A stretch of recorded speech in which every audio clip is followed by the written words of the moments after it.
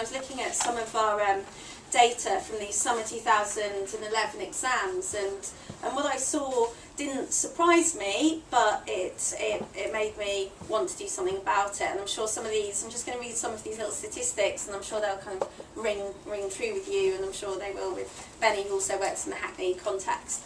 So in our summer 2011 exams, 14% of our Turkish boys got 5 8-star GCSE results, including English and Maths, compared to 80% of Turkish girls.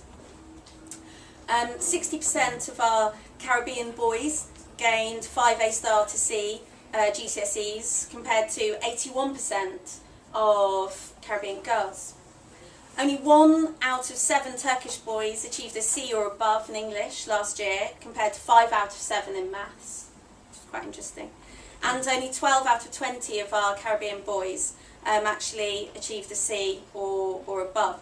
And this is something which links into our school improvement plan as well. You know, this is something that I think all Hackney schools deal with. And I became interested in those Turkish and Caribbean boys in English, and specifically the underachieving Turkish and Caribbean boys. And so I decided to start thinking about what else we could do in order to help those boys fulfil their potential within English. There was already quite a lot of intervention, and there is for all of our underachieving students, and the students who we want to stretch as well in English. There are compulsory weekly extension classes for children who aren't fulfilling their potential. There's a compulsory Saturday school programme.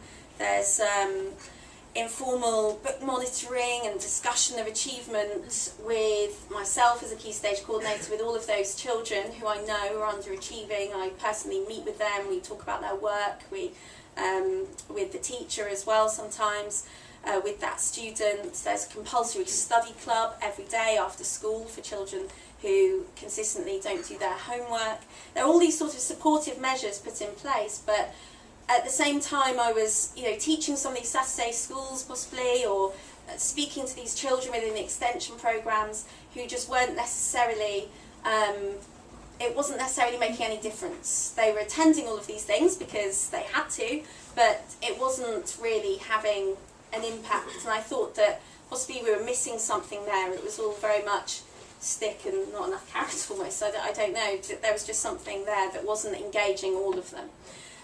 So I decided that it would be that there was no mentoring scheme at all, that there was very little dialogue between our Year 11 students and our Year 12 students. So I decided to set up a very small scale, just with 10 students who were underachieving, and just completely narrowed it to boys who were Turkish or Caribbean, who identified as Turkish or Caribbean, and then match those students with Year 12 students, also boys, and preferably as well with Turkish Caribbean boys in our 6th form as a peer mentoring scheme. It was very simple. How I went about it was I first of all got the list of the Year 11 students who I really wanted to focus on, and then I match them with students in Year 12 who could access the GCSE English, so they had to have had a C or above in their GCSE English anyway, preferably a B, because that was something that had to take into consideration as well. We have Year 12 students, but who might not necessarily have, who might have really struggled with English GCSE, and so they wouldn't necessarily have been the best match, because rather than this being a pastoral mentoring, it wasn't, the focus was academic. So it would be one registration a week where the Year 12 student who'd been matched to their Year 11 would go and collect them from registration, and then they would have a specific place where they went, and they would work their way through a small, very small 10-minute achievable English-based activity. And on top of that, they would have some questions as well to scaffold their kind of discussion. And really what it was just an informal moment where they could talk to a 6th former and do a little bit of English as well. So the idea wasn't necessarily that they talked about their problems, or it didn't necessarily have that slant. It did have the academic English focus, but it was just that time where it was coming from somebody who wasn't a teacher. And the idea that it was supposed to be enjoyable as well. And so I created 2 booklets, a mentor booklet and a mentee booklet, so it was all structured. And we asked the organisation called Future You, which is an organisation who will come into schools for free and will train up year 12 or year 13 students to be mentors. And it's actually part of a wider programme which is accredited, which students, our sixth formers, were really interested in doing, because not only because it's accredited, obviously it's great for a UCAS form, but also because there's potential for them to take part in online mentoring as well. So I tapped into that, and so my mentoring programme became a part of what they were able to do outside of school as well with the Future You organisation. So Future You came in, delivered 2 training sessions on how to mentor, and in terms of covered things like child protection and disclosure and all of those sorts of things as well that are a concern when you've got one student with another student in a position of responsibility.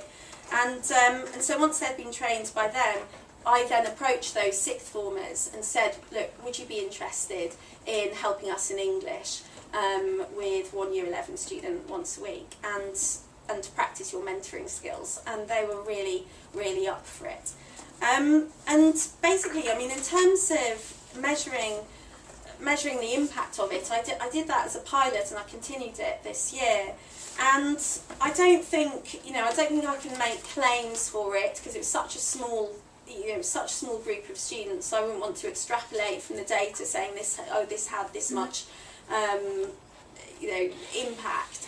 But our results were quite interesting for a few different reasons. We also as well set up a Turkish evening with one of our Turkish teachers who we set up every half term a social evening for Turkish parents to come and to talk and just to have a nice time basically, but also for the Turkish teacher in Turkish to talk to the parents about what their child was currently doing in their GCSEs, and to talk about English and how to support them as well. And we think that had an impact as well. But the results from 2012, we had up from 60% in 2011, we had 77% of our Caribbean boys this time achieving 5A star to Cs, including English and Maths. We had 69% of our Turkish boys, rather than 14% of them achieving their A stars to Cs in English and Maths. And in terms of Key Stage 2 to Key Stage 4 progress points, when the national average is 13 progress points from Key Stage 2 to Key Stage 4, was a really generous offer, which I can imagine people want to take up.